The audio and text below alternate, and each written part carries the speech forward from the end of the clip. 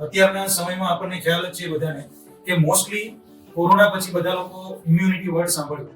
તો એ ઇમ્યુનિટી કેવી રીતે બિલ્ડ થાય? તો હ્યુમન બોડીને 3 પ્રકારની વસ્તુઓથી ઇમ્યુનિટી બનતી હોય છે: કાર્બોહાઈડ્રેટ, પ્રોટીન અને ન્યુટ્રિયન્ટ. તો કાર્બોહાઈડ્રેટ અને પ્રોટીન તો મોસ્ટ ઓફ બધા જ ક્રોપમાંથી મળે છે, પણ ન્યુટ્રિયન્ટ જે છે એ દરેક ક્રોપમાંથી અલગ અલગ મળતા હોય છે. તો મોરિંગા એક એવી વસ્તુ છે કે જેની અંદર દરેક ન્યુટ્રિયન્ટ છે એ ભરપૂર માત્રામાં છે.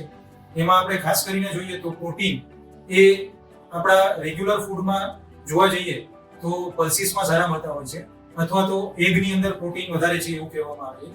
તો એના કરતાં પણ સારા પ્રમાણમાં પ્રોટીન આપણને મોરિંગામાંથી મળે છે. જે અત્યારે કહેવામાં આવે છે કે પોમેગ્રેનેટ સૌથી વધારે એન્ટીઓક્સિડન્ટ પ્રોપર્ટી કહેવાય, તો એના કરતાં પણ 5 ગણી વધારે એન્ટીઓક્સિડન્ટ પ્રોપર્ટી મોરિંગામાં છે.